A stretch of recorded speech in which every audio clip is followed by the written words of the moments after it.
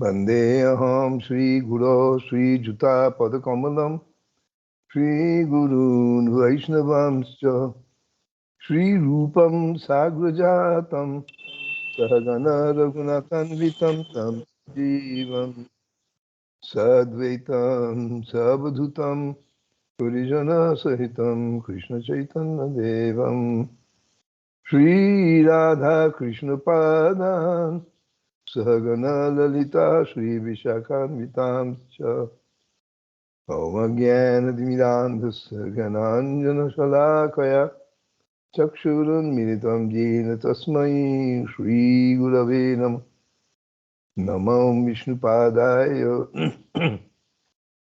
Krishna Pristhaya Bhutale Srimate Bhaktivedanta Swami Niti Namine Namaste Saraswati Devi Gauravani Pracharine Nirvishesha Shunyavadi Paschatya Deshatadine Namo Vishnupadaya Acharya Singharupine Shri Srimad Bhakti Pragyana Keshava Iti Namine Tati Marta Charitraya Swasitam Chapaline Jive Dukhe Sadartaya Shri Namo Premadayine Namo Vishnupadaya Krishna Pristhaya Bhutale Srimate Bhakti Siddhanta Saraswati Iti Namine Shri Varshabhanavi Devi Daitaya Kripabdhaye Krishna Sambandha Vijnana Daine Prabhave Namah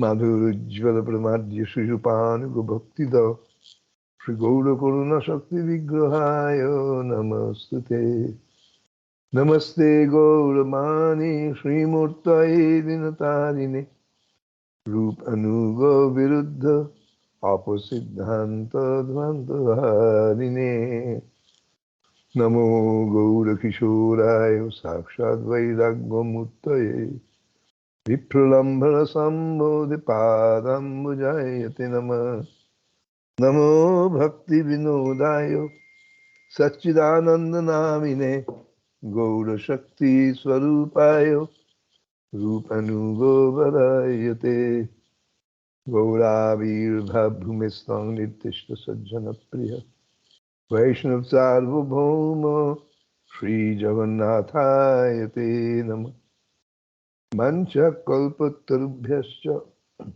Kripa Sindhubhyaiva Cha Patitanang Pavanebhyo Vaishnavebhyo Namo Namah Namo Mahavadanyaya Krishna Prema Pradayate Krishnaya Krishna Chaitanya Namne Gauratishe Namah He Krishna Karunar Sindhu Deenabandhu Jagatpate Gopesha Gopika Kanta Radha Kanta Namastute Tapta Kanchana Gaurangi Radhe Vrindavaneshwari Vrishabhanu Sute Devi Pranamami Hari Priye Jayatang Saratopanga Namo Mandamate Gati Matsarvasya Padamboja Radha Madan Mohana Divyat Brindaran Kalpadruma Srimad Ratnagara Singhasanastu Shri Shri Radha Shri Govinda Deva Prashtalibhi Sevyamana Smarami Shriman Rasarasarambi Vangshivata Tathastita Karshan Venakshanair Gopi Gopinatha Shriyesuna Brindavai Tulasi Debba Priya Vaikeshavasya Krishna Bhakti Prade Devi Sattvatai Namo Namaha Panchatatmatmakam Krishnam Bhakta Rupa Swarupakam Bhaktavataram Bhaktakyam Namami Bhakta Shaktikam Jaya Shri Krishna Chaitanya Prabhu Nityananda Shri Advaita Gadadhar Srivasadi Gaura Bhakta Brinda Hare Krishna Krishna Krishna Hare Hare Hare Rama Rama Rama Rama Hare Hare Om Namo Bhagavate Vasudevaya Om Om Namo Namo Bhagavate Bhagavate Vasudevaya. Vasudevaya. Om Namo Bhagavate Vasudevaya Om Om Namo Namo Bhagavate Bhagavate Vasudevaya. Vasudevaya. Om Namo Bhagavate Vasudevaya Om Om Namo Namo Bhagavate Bhagavate Vasudevaya. Vasudevaya. Let us offer our most humble obeisances at the lotus feet of Srila Krishna Dvaipaya and Vyasadeva, at the lotus feet of Srila Prabhupada. Let us also offer our most humble obeisance at the lotus feet of the Supreme Personality of Godhead, Lord Sri Krishna, and his eternal associates, beginning with Arjuna. Let us also offer our most humble respects to the book, scripture, Sri Bhagavad Gita as it is. May they bless us so that we are able to receive this wonderful transcendental knowledge, the same spirit as did Arjuna, and thereby make our spiritual life successful.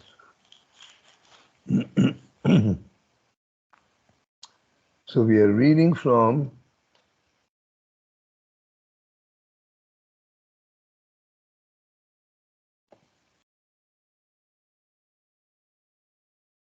Bhagavad Gita as it is, chapter 13, verse 18.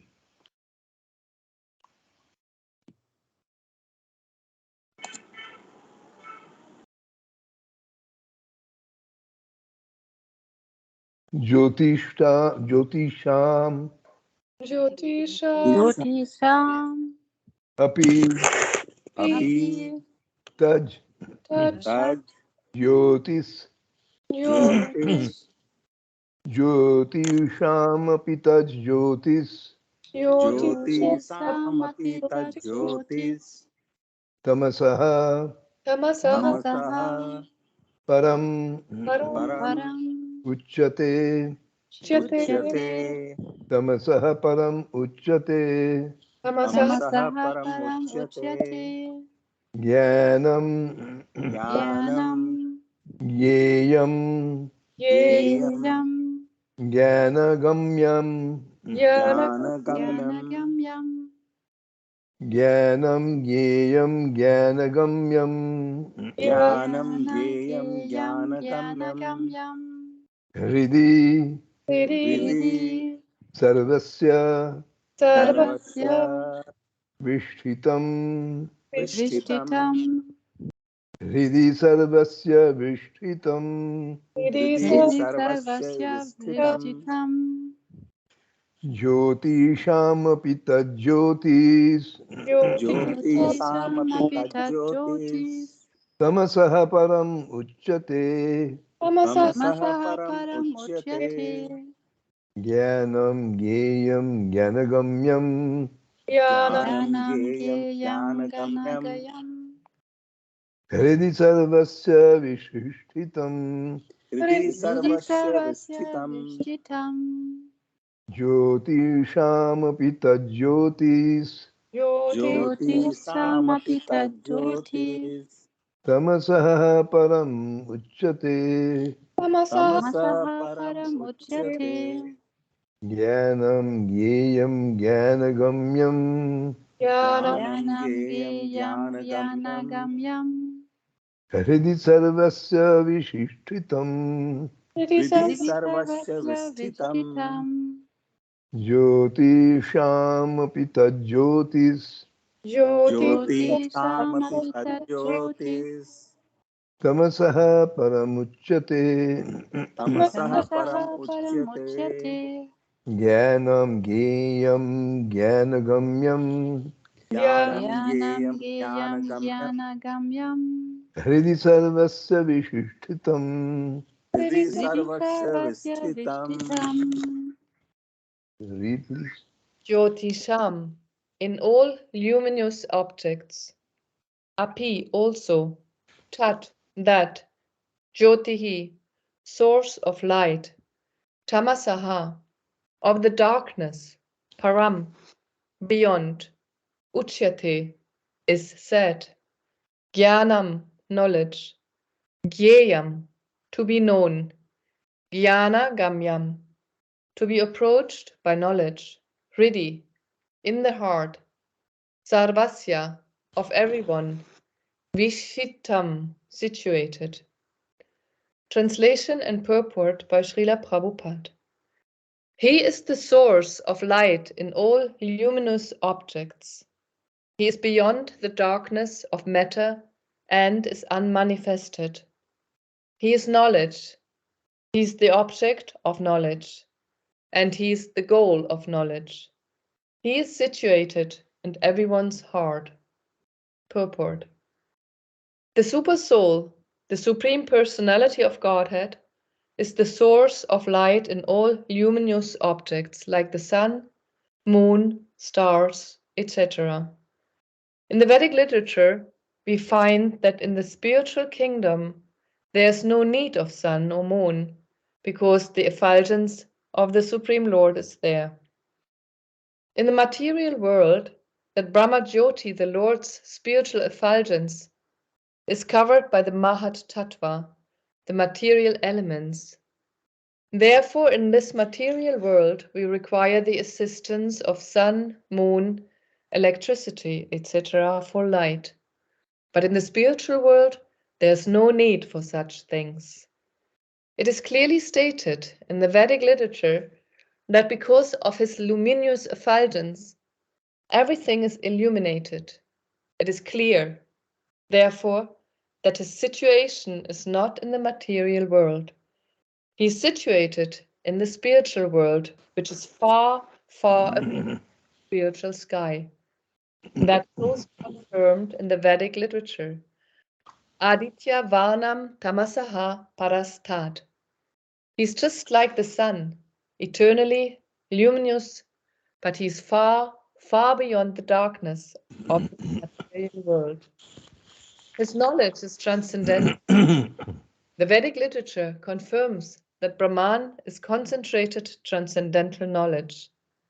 To one who is anxious to be transferred to that spiritual world, knowledge is given by the Supreme Lord who is situated in everyone's heart. One Vedic mantra says, Tam ha,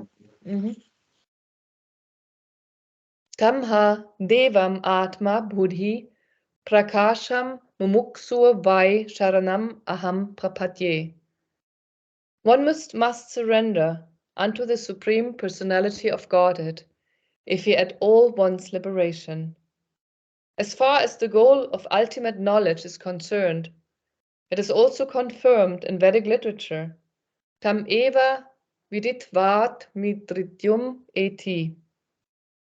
Only by knowing you can one surpass the boundary of birth and death.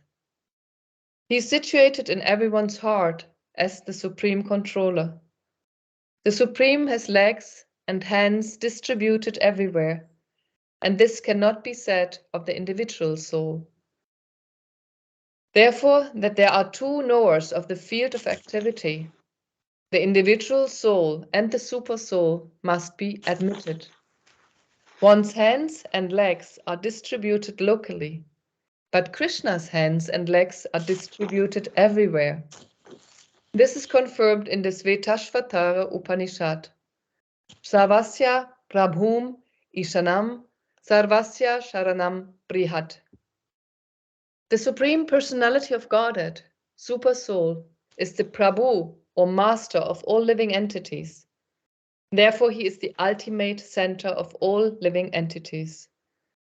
So there is no denying the fact that the Supreme Supersoul and the individual soul are always different.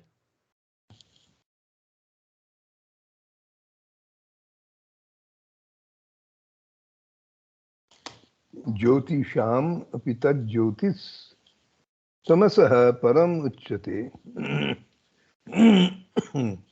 Jnanam gyeyam jnanagamyam hridi sarvasya vishishtitam. Vishtitam.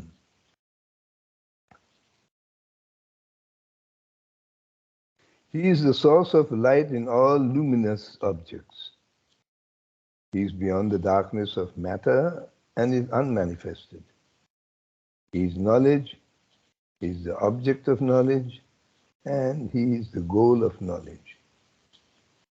He is situated in everyone's heart. So, these are some very important philosophical points that we have to know about the Supreme Lord, especially here as the Super Soul. We experience, first of all, the Supreme Lord, we experience in his external energy. Not knowing, of course, that there's a connection between Purusha and Prakriti. However, our first contact with the Supreme Lord is through the Prakriti. Although the Supreme Lord is very near to us, he is dwelling in our hearts, yet he is so far away. The far away is not the distance which is intervening between two personalities, the Supreme Personality and the individual personality. But it is the distance of forgetfulness. That Supreme Lord in the form of Paramatma is residing right next to our heart, has always been accompanying us, always accompanying us in every single birth. But we have absolutely no idea that the Supreme Lord is there all the time with us. And therefore this forgetfulness has created an abyss, a chasm. And therefore we think that the Supreme Lord doesn't even exist. This is our misfortune. So Krishna, in order to rectify all that, he wants to rectify all that. And therefore he is transmitting this transcendental knowledge about himself, about his Prakriti, and about the individual soul, and how the individual soul can attain the Purusha. These are the main topics of Bhagavad Gita. And naturally there are other things, but what concerns in the paradigm of Bhakti Yoga, the attainment of the highest goal, highest knowledge, that is more or less the main topic for the devotees. And that's why Krishna is clearly mentioning here that he is the source of all light in all luminous objects. Now, we may think that the sun, the moon, the stars, they are all self-effulgent. It looks like that. But in actuality, they're simply reflecting the Brahma Jyoti, the bodily effulgence of the Supreme Lord. Simultaneously, he is beyond the darkness of matter and is unmanifested. be beyond darkness. This entire material creation is completely in darkness. Completely. If there was no sun, there was no moon, no stars, no electricity, it will not be possible to see anything, even if we have the eyes. But the Supreme Lord is never covered by this darkness because he is situated beyond matter, material energy, material nature, which is dark.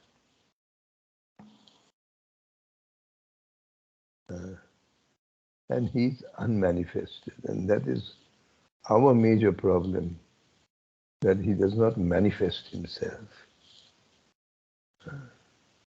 However, even if he was to manifest himself, due to our ignorance, we will not be able to consider him to be somebody superior, supreme, extraordinary. We will pull him down to our level of existence. So Krishna goes on to say that Paramatma is knowledge. Paramatma is knowledge. Because the spiritual master is the external manifestation of Paramatma. And therefore, he embodies knowledge, transcendental knowledge. He's knowledge. He's the object of knowledge. Simply to know there's something to be known. What is that is to be known? That object. What is to be known? And that also he is.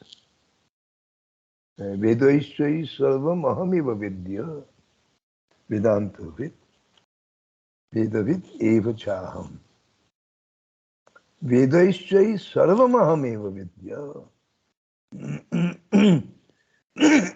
I am to be known throughout the Vedas. The Vedas don't glorify, speak about anyone else other than myself. Krishna is saying, Arjuna, Vedaishchai ahamiva vidya. Ved means from the root, verbal root, vid, to know, knowledge. Vedaishchai sarvam ahamiva vidya. Throughout the entire Veda, I am to be known.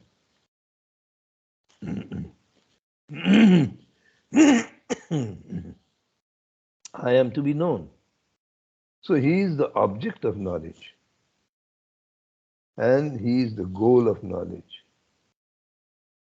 The goal of knowledge means knowledge has emanated from him.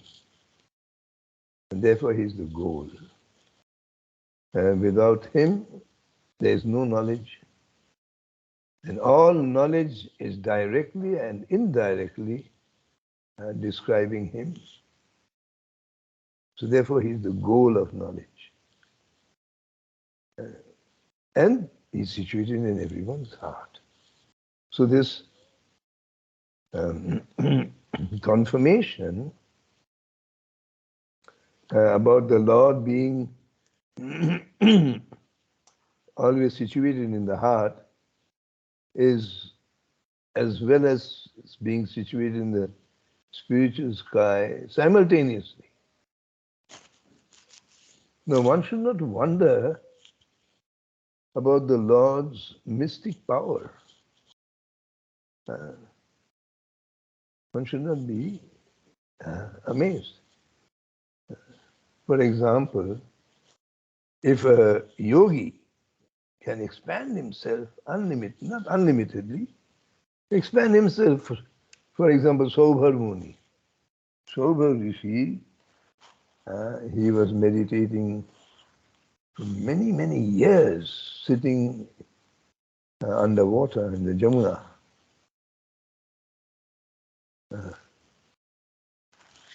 And somehow or the other, he was offensive to Garuda, and due to his offense to Garuda, by cursing him, and because Garuda likes fish from Jamuna. Fish in Jamuna is the most delectable dish for our Garuda Prabhu. So Sarvabhavana Muni was there meditating for many, many years. So this time when Garuda came, the fish, they all took shelter of Sarvabhavana Muni and said, "Oh, please give us protection. Otherwise Garuda will eat us all." So Sarvabhavana Muni cursed Garuda. "If you come in touch in the waters, you will perish." So hearing this curse, Garuda didn't come. But Garuda is a pure devotee who is Sarvabhavana Muni just because he has some mystic power. So when once he was deep in meditation and then suddenly he was disturbed by the sound of fish mating, male and female. He opened his eyes and he saw them. Suddenly the desire, lusty desires rose up in his heart.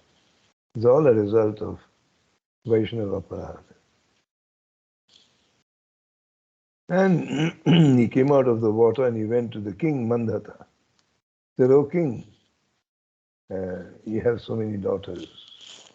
He had 50 daughters. He said, "Give me one daughter in marriage." So Mandhata saw Sarvabhavana Muni was many hundreds of years he's been meditating, so he was looking very old and haggard. So Mandhata became very worried. So which daughter shall I give? Yeah. And that daughter will curse me for the rest of my life. Says, "Baba, my father, he could not, I'm such a young princess and you're giving me to this old." So when Sarvabhavana Muni saw that this was the case, so he said, Mandhata said, the king said, "Okay, you go and you choose your wife." What can I say? So when Sarvabhavana Muni went, he completely by his yogic power changed himself into a handsome young man. So all the daughters wanted to marry him. He wanted only one daughter. But the daughters started fighting amongst themselves. Who? So Sarvabhavana Muni said, "Don't worry." He expanded himself into 50 and he married each one. And Sarvabhavana Muni was performing different tasks with his different wives, same time, simultaneously. So if an ordinary yogi can do such feats, the master of yogis, Yogeshwara, Krishna, what is this? Nothing. Such feats. So the Supreme Lord, in the form of Paramatma, has expanded himself simultaneously. But he has remained unseen, unmanifest. So in order to inspire all the living entities, the human beings especially, to take up to the spiritual life so that they can return back home, back to Godhead, so to speak, this knowledge is being transmitted to us via media Arjuna. And he is letting us know his different opulences. Aishwarya. This is all a part of his Aishwarya.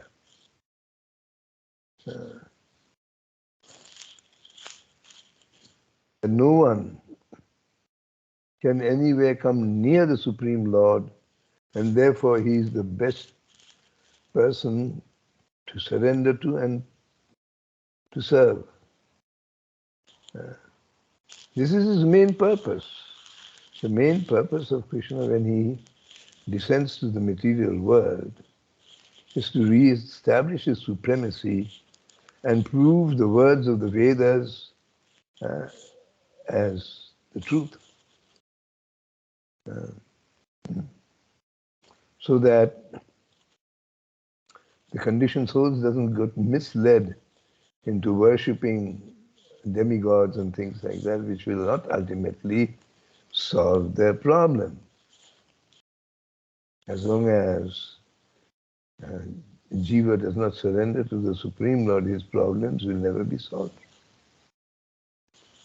And to also show to everyone that the only person who can solve this one great problem that everyone suffers, from the lowest to the highest, Brahma Bhuvana Loka, all the way up to the Brahma Loka. Every living entity is suffering for what? Aha Nidra Bhaya Maithun. Can't get rid of hunger, thirst, and then sleep, and so on and so forth. A repeated birth. No one can give liberation other than the Supreme Lord. And therefore we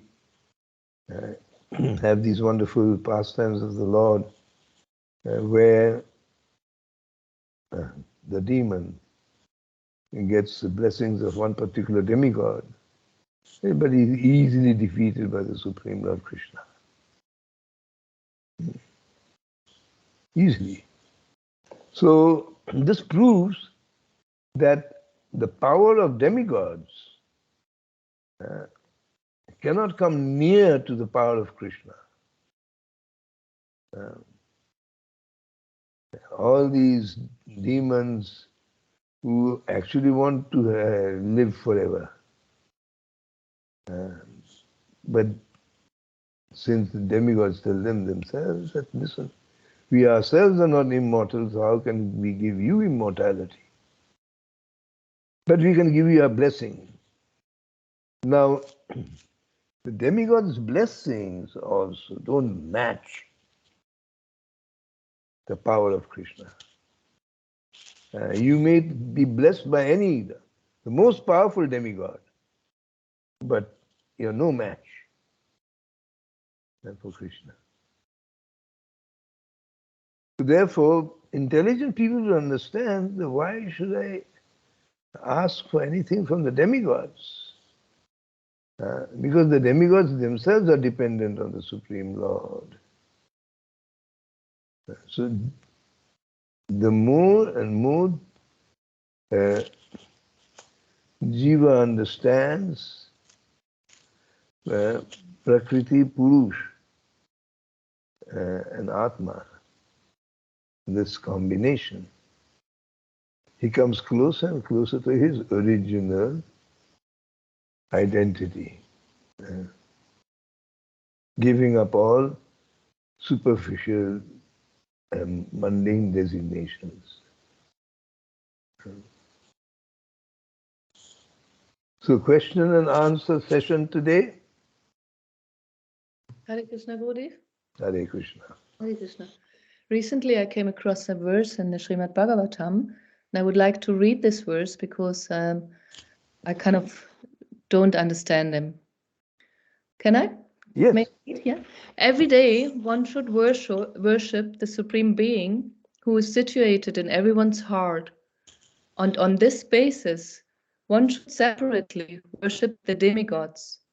the saintly persons, ordinary human beings, and living entities, one's forefathers and oneself.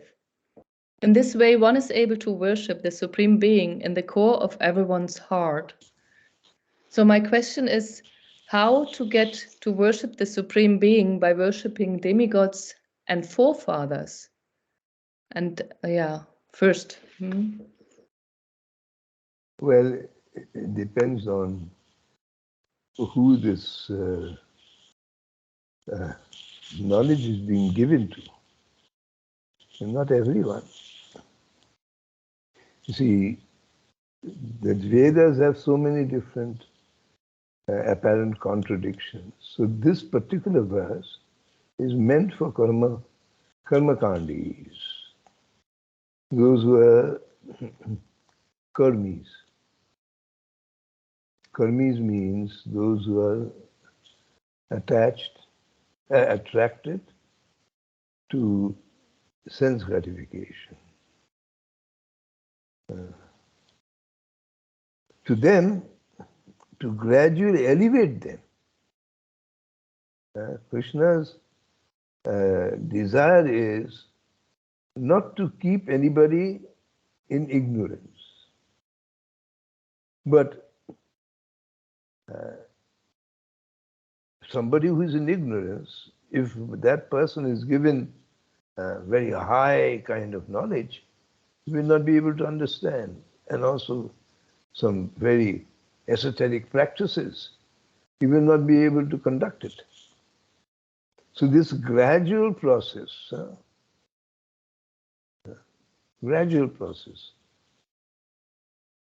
So for those who are karmis, who are very much attached to sense gratification, they are also automatically attached to family and friends. They are also attached to opulence and wealth. Now, they will approach a demigod for all these desires to be fulfilled. So Krishna is saying, yes, you go ahead. Worship demigods, worship the forefathers, Pitri and all that. Gradually you develop faith.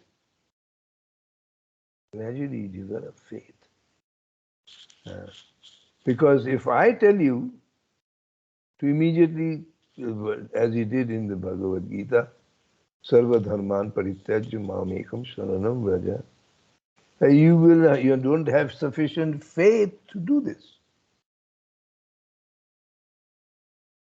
If you had sufficient faith, then there would be no necessity of going in a roundabout way.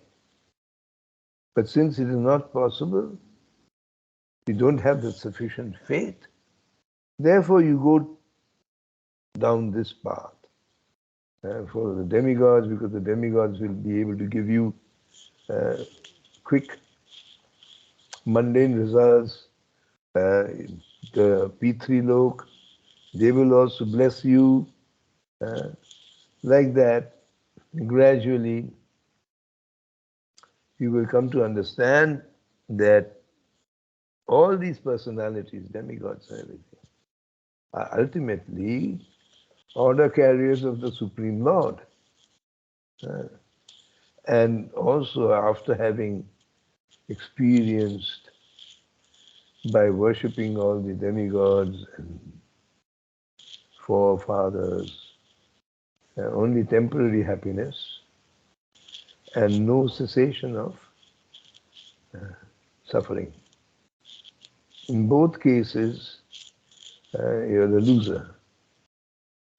You don't have permanent happiness by these actions, nor is one able to get rid of suffering. So when one has the good fortune of meeting a devotee, pure devotee of the Lord, then everything will change. But till such time, one should continue to perform pious activities and disengage oneself from sinful activities. So by performing sufficient pious activities and accumulating good merits, one gradually will have the good fortune of meeting, not only meeting, we may meet so many times pure devotees, but we don't know. But when there's sufficient amount of sukriti accumulated by the jiva, and then when he meets a devotee, then the desire to know one's eternal relationship with the Supreme Lord develops in the heart. So this is a gradual process. Krishna is also saying in the Bhagavad Gita, can be worshipped in both ways. Prabhritti cha nivrittim cha. Prabhrittim means by enjoying the material, the senses, prabhritti.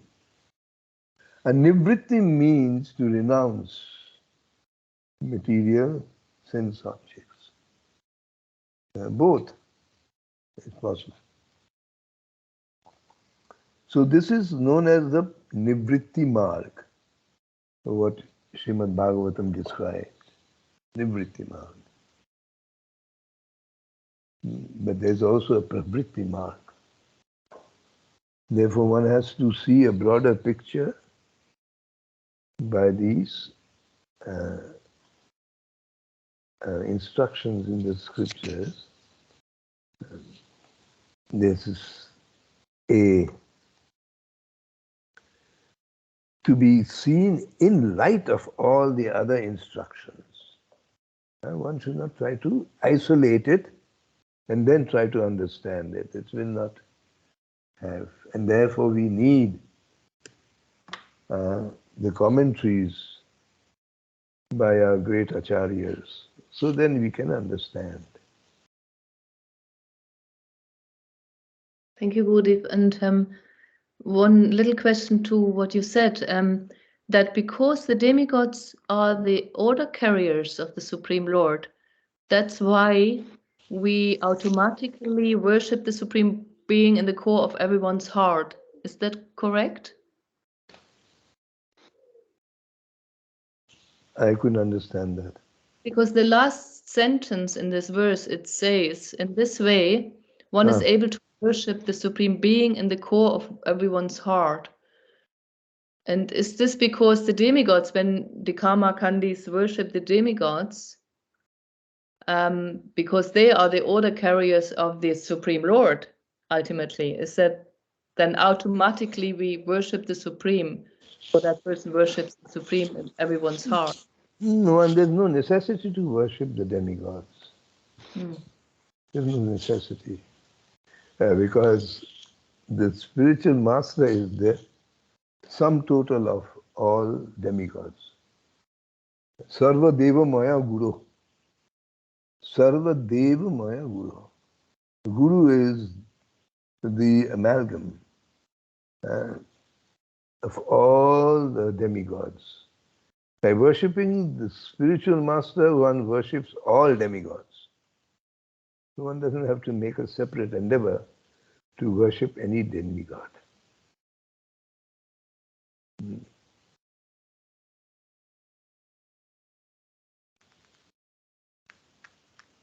Thank you. Hare Krishna.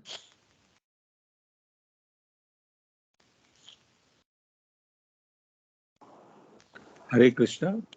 Haribol. I have a question that I came across, which Lord Kapila is saying that the senses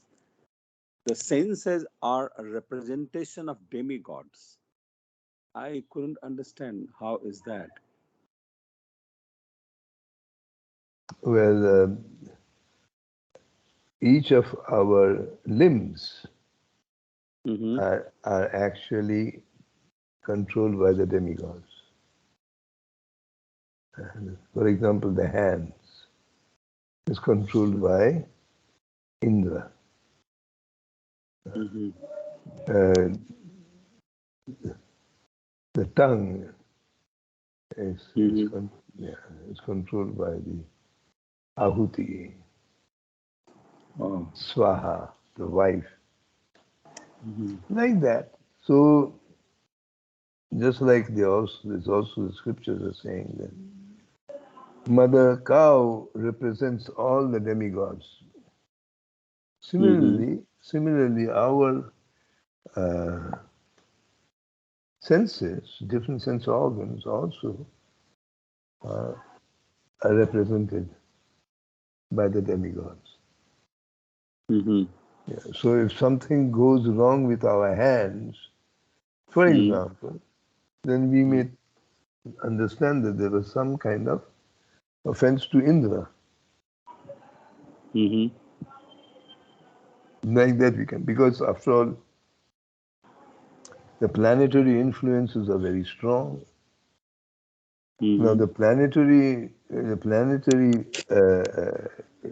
controllers of planets are subordinate to the demigods. Mm-hmm.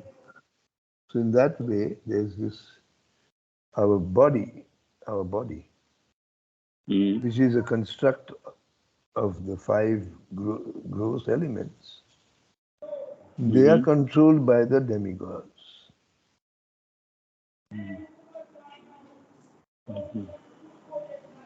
Uh, there's a statement by Lord Kapila in which there are many other points.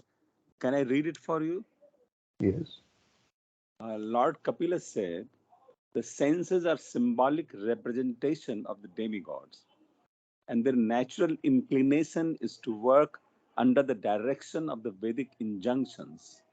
As the senses are representatives of the demigods, so the mind is the representative of the Supreme Personality of Godhead. The mind's natural duty is to serve. When that service spirit is engaged in devotional service to the personality of Godhead without any motive, that is far better even than salvation.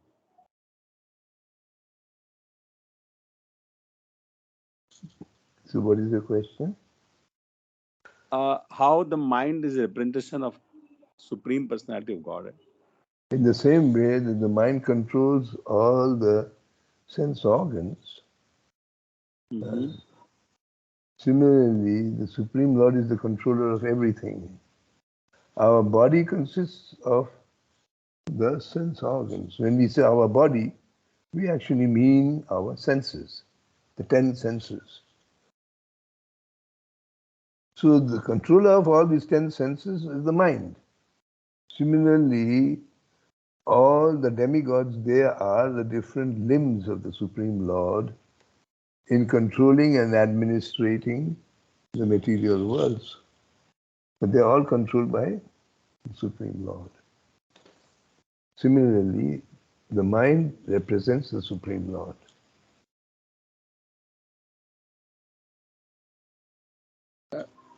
What is the role of Vedic injunction in this? And the devas, the demigods, they can be only satisfied through Vedic yagyas and rituals. Otherwise, there's no way. The result of performing Vedic rituals is the offering that we make to the demigods. And it is this energy which nourishes the demigods. The demigods are nourished by the result of our rituals. And these rituals are to be performed according to the Vedic injunctions.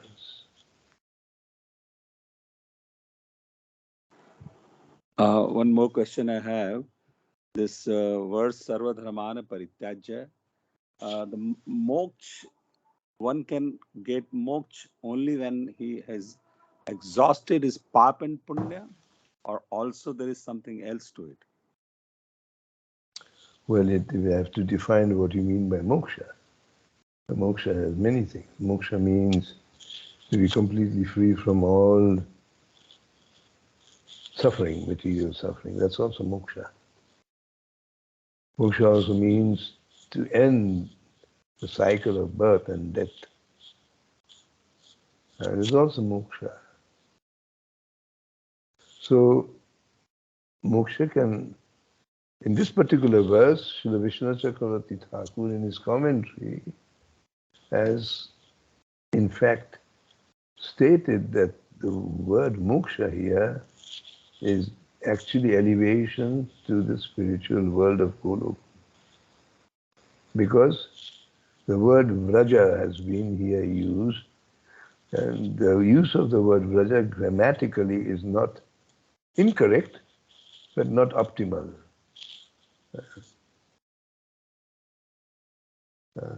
So these are the fine heights and subtleties of this verse.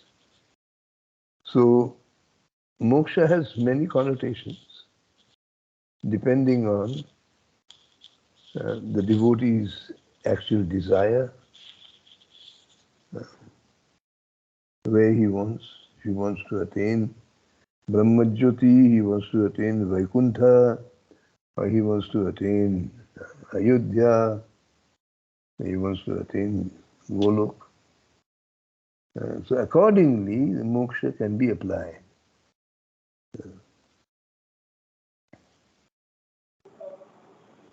One question is that one to be free from the cycle of birth and death, one has to exhaust his pap and punya both before he reaches that state? No, the pap and punya is right in the fundamental states. Any practice is dealing with pap and punya on the mundane plane. Nothing special to get rid of pap and punya.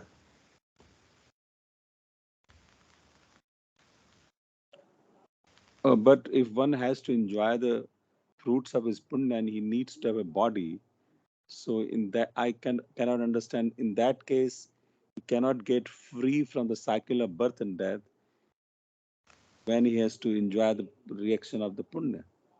So that has to be exhausted also. That's what I'm saying, but these are all done right in the primary stage. Oh. Okay.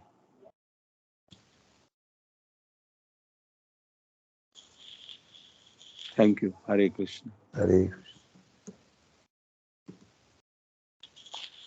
So when Krishna so desires, and Chaitanya Mahaprabhu and Srila Prabhupada blesses us, we shall get to hear Harikatha very soon again. I thank all of you for your patient hearing and beg forgiveness for all the mistakes I've committed. Let us once again offer a most humble obeisances at the lotus feet of Srila Vyasadeva, at the lotus feet of Srila Prabhupada, also at the lotus feet of the Supreme Personality of Godhead, Sri Krishna, and his eternal associates, beginning with Arjuna. Let us also offer our most humble respects to the scripture, Sri Bhagavad Gita as it is. Hare Krishna, and all glories to Srila Prabhupada. Hare Krishna, all glories to Srila Prabhupada. Hare Krishna, all glories to Srila Prabhupada.